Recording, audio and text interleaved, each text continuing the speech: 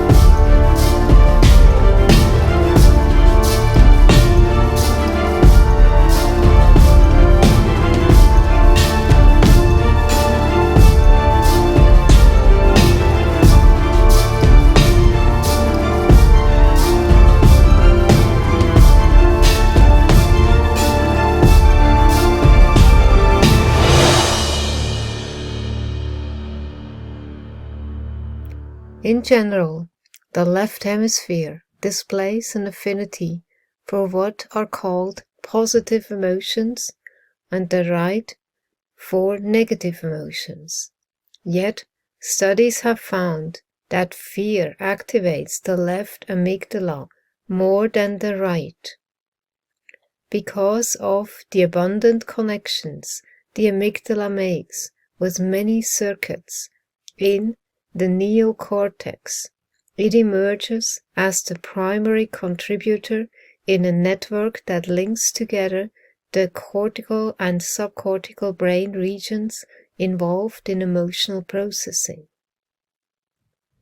Our amygdala has the same evaluative functions in times of safety, as well attending equally to the sensate messages that we may approach each other and connect. In addition, our amygdala grows calmer in the presence of a trusted other. Culturally, we find ourselves at a crisis point in terms of ongoing, low-level, sympathetic activation. There is a reciprocal relationship between fear and the tendency to shift into left hemisphere dominance. In general, the conditions of our culture are not conducive to ventral setting, and once we have made the adaptive shift into left hemisphere dominance. In general, the conditions of our culture are not conducive to a rest and digest state, and once we have made the adaptive shift into left hemisphere dominance, our disconnection from others, combined with cultural conditions, supports remaining in that state. This draws many of us into at least mild ongoing tension and weariness, although we are mostly unaware of this until some major emotional or health crisis overtakes us. Therefore, we lose the orientation toward one another that calms our system, along with the sense of meaning that arises from being connected to something larger than the needs and wants of our individual self. In short-term conditions of threat, these changes are essential for survival. As a long-term strategy for safety in a threatening world, our system deems them necessary even with the considerable cost they bring. At certain moments, danger may escalate to the point where we have a neuroception of helplessness. Then, the third autonomic nervous system branch, the unmyelinated dorsal vagal parasympathetic, awakens to slow our systems in preparation for the possibility of death, and also activate an ancient strategy to conserve metabolic resources in case we don't die. So the autonomic nervous system is automatic. It's not under our conscious control. It runs our heart, our digestion, spleen, all our organs. You don't decide. And traditionally, it's been divided into two states, just parasympathetic, which was known as rest and digest, and sympathetic, known as fight-flight often. So we knew that we were in, either one or the other. But what polyvagal theory proposes is that there are three states. And here we have them represented by the three different colors. So the vagus nerve, hence that's the vagal in polyvagal. Vagus means, it's like vagrant, it means wanderer, wandering. It's the largest nerve in the body, it's the 10th cranial nerve. And it basically connects every single organ up to the brain, right from the gut. And depending on what it's doing, it can change our sense of taste, smell, hearing, our heartbeat, our breath. So it helps regulate the nervous system. And the number one job of the nervous system is to keep us alive. It's constantly scanning, am I safe? That's basically the question. And what Porges has called this is neuroception, which is a great word. It's a kind of awareness, subconscious awareness that our neurons, our neuroception system picks up all sorts of information, constantly scanning through body sensations, through strange kind of extrasensory perception. You may well have had the experience that somebody's staring at you from behind, you whip round and they are. So we kind of can feel things that we don't really understand. Science doesn't understand this, but the nervous system scans information from lots of different sources. It's instant and automatic. And it's like these traffic lights here. Traffic lights in the UK are this way round. I know for some countries they're not, but we have red, stop at the top, danger in the middle, or prepare to move, and then just flow at the bottom, green. So let's start with the green in polyvagal theory. Here, we feel safe. Our heart rate is nice and even. We have relaxed facial expression, and we can, our ear is activated to pick up the mid-range of the human voice. So we're able to be present and in connection, feel safe in connection with others. Then in amber, if we don't feel safe, then we go into this I must zone. I've got to do something about this. And our ear tunes for high and low sounds of possible danger, and we have a higher pain tolerance, and our heart speeds up. Our face may be less expressive as well, as we get fixed on saving ourselves through fight or flight. And that in the nervous system is the sympathetic nervous system, which is hyper aroused, so kind of a lot of arousal, a lot of energy and adrenaline running through the system. Then we have the two branches of the vagus nerve, which either take us into ventral vagal, which is this lovely safe flow space, this space of I can, green in the bottom. If we can't fight or flee when we go into sympathetic activation, if we can't do that, we go automatically into freeze. And this is more like life threat. I can't save myself by running away or fighting, so I have to do something else. And that has, in this model, it has two sections. We have the collapse, which is the dorsal vagal, the old vagus. And that's in evolutionary order, that's the sort of more reptilian response of freezing, of shutting down. And then we also have this hypo-aroused sympathetic state. So by that I mean, you've still got enough sympathetic nervous system energy running through the body to move, to do things, to be active in the world. So you're not out cold. But because you couldn't fight or run away, you've gone into a kind of submit state. And that's a very numb hypo-arousal, so under sub-arousal, it can feel quite numb. And in this place, our pain tolerance goes way up.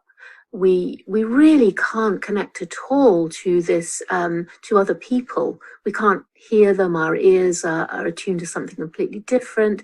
And, you may notice people, it's like they've left, like they're not here, they're absent. So you can recognize that freeze state in people or in yourself.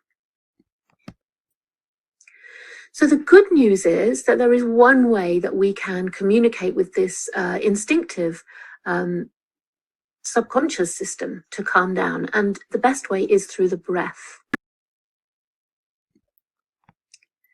The trouble is that many of us get stuck, and the reason for that is trauma. So trauma for me is not what happened, it's the effect of what happened. not what happened, but the effect of what happened. And the good news is that we can rewire the brain. That if we have got stuck sort of living our lives in maybe a hyper-aroused or a hypo-aroused state, then we can start to connect with our nervous system and find more safety. Middle channel. So what happens when we are overwhelmed with feeling and we have to cut it off, shut it off because it's overwhelming? It kind of goes into a holding place. This is a reservoir, this space of feeling, and it may be held in the body as physical symptoms, or it may be held as memories that get triggered. You know, when we get triggered or activated by something that's similar to what originally happened, this kind of, it's in this reservoir, and it's got a lot to do with our amygdala, but it's not just that. It's also the body. Many places in the body it can hold this trapped, unprocessed emotions. And in order to keep this in its reservoir, away from the system, our protectors, our protective parts, these parts of us who do certain activities to cope, keep doing them. So we've got freeze protectors up here, the ones who learned that the only way to cope was to collapse. And for some of us, we go straight into freeze. We may not even feel our fight-flight energy. We may not be aware of it now, but sure enough, it's there. We find it when we work with these parts. So we go straight into a collapse. It may be held in the body as chronic fatigue, or we may have fainting, narcolepsy, I've got to sleep, sort of lots and lots of oversleeping, and seeking death, you know, really like I'm ready to die. And then we have these submit protectors, which look a bit more active. They're often a bit more day to day rather than so occasional or extreme. And they include just not speaking, being very intellectual, spiritual bypassing, which can look like a super duper calm, but actually it's a disconnected calm for many. It's what spiritual bypassing means. We avoid the feelings by going into lots of meditation or whatever. Depression, fantastically named state of push down. Depressed means to push down, pushing down the feelings, keeping them in the pressure cooker. Fawning, so doing what anybody else says, and all the addictions that numb us out. Just maybe cutting or overeating, anything that just numbs us down so we don't feel. And then we've got the fix protectors, which are in the fight-flight zone. And they're much more adrenalized. They're trying to sort things out by attacking other people, attacking us, criticizing us, rushing around, being perfectionist, being cynical, and any addictions that involve distractions, so porn or workaholism or fast cars or anything that's kind of, whoa, yeah, rev up and just don't feel the stuff that I don't want to feel. So these protectors learned what worked at the time when these feelings were first so overwhelming and there wasn't any help to process them. And they keep doing them every time something activates them.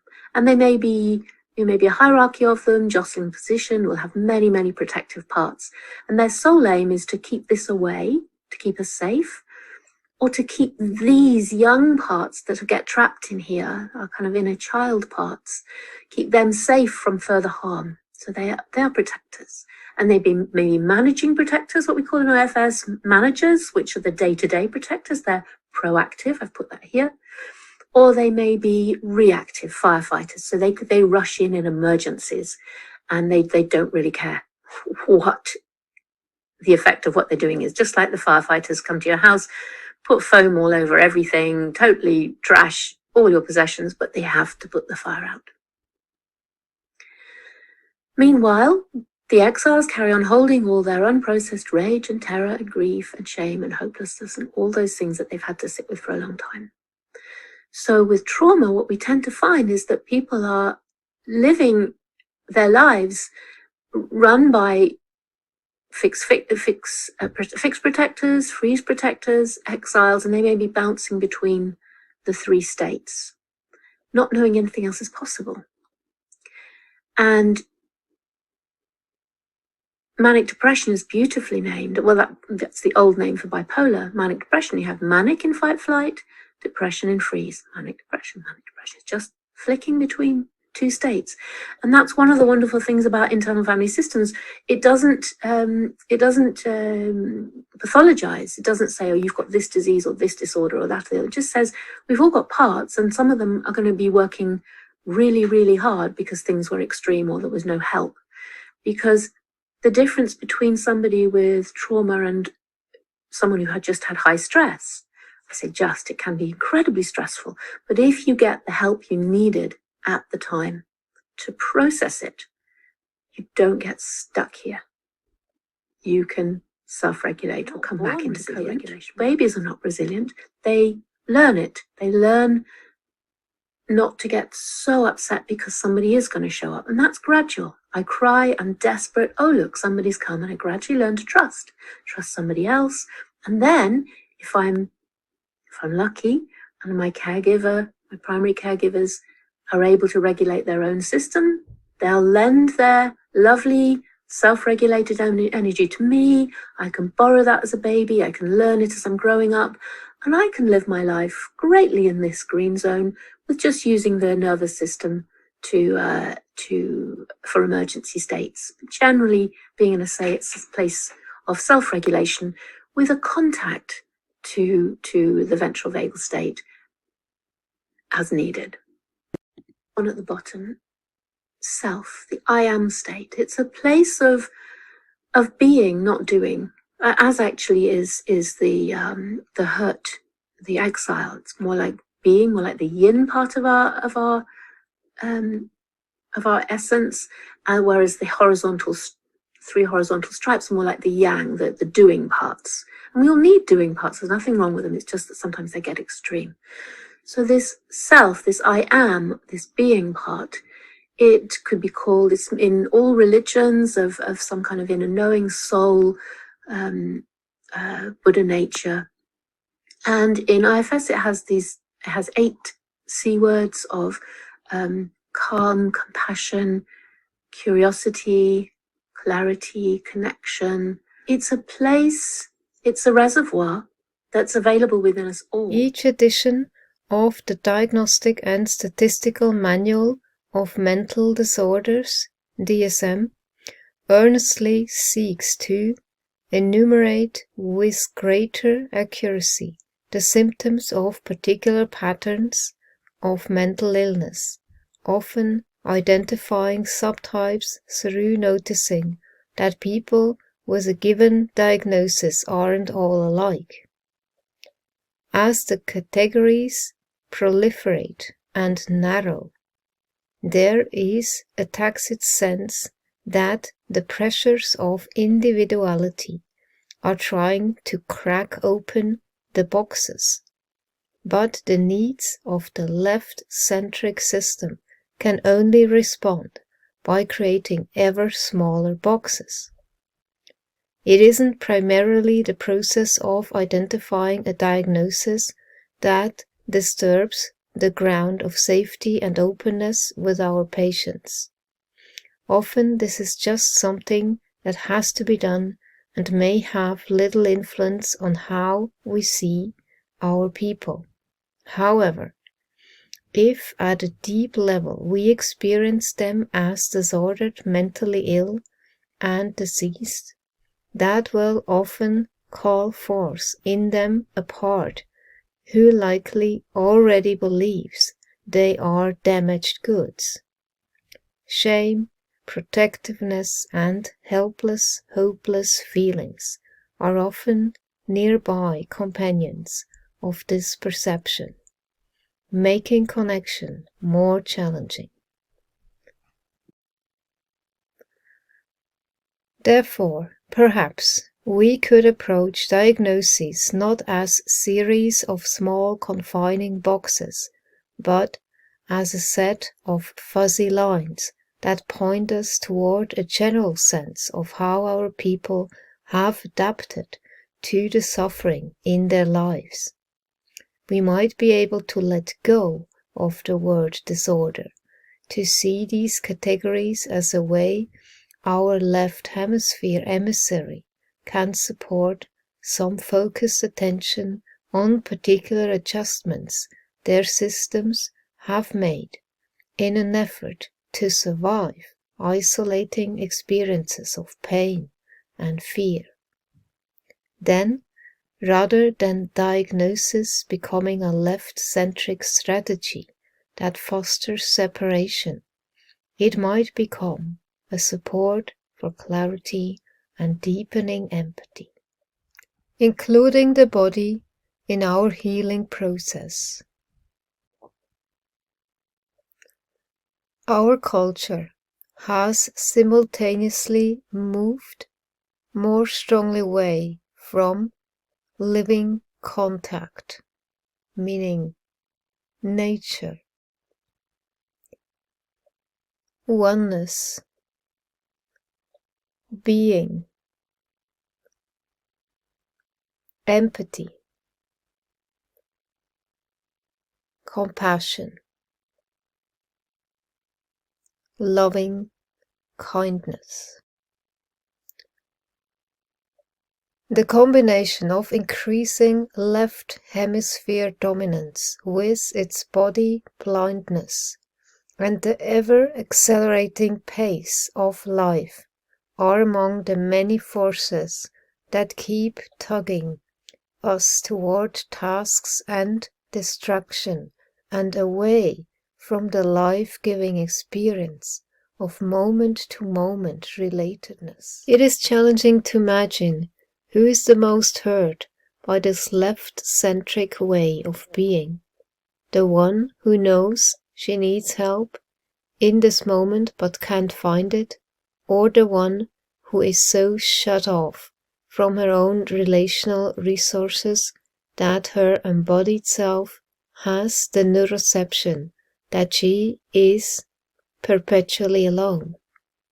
It seems possible that this dominance of the left hemisphere itself is a source of ongoing trauma, as many of us live with increasing disconnection. This may be particularly tragic because the movement left is often intended to adaptively protect us from the pain and fear held in the right hemisphere. At the same time, it supports the ongoing accumulation of implicit distress in the right that comes from being alone, with the additional challenge of not having any awareness of the need for support. Our left hemispheres need a story that makes sense and brings clarity, and concepts drawn from the right's perspective can provide that while simultaneously encouraging a more collaborative relationship between the right hemisphere and the left hemisphere. It is as though we are offering our left hemisphere's need to know a right hemisphere lens of understanding. Fortified with this knowledge, the left may be better prepared to be the emissary our right hemisphere needs, allowing our people's flowing experience in the moment to find stability and understanding through what the left hemisphere has come to know. A growing sense of beauty, complexity, and inherent wisdom of our embodied brains can be a powerful antidote to the isolated left hemisphere's tendency to experience the world in mechanistic ways and to apply protocolized solutions for an individual's unique experience.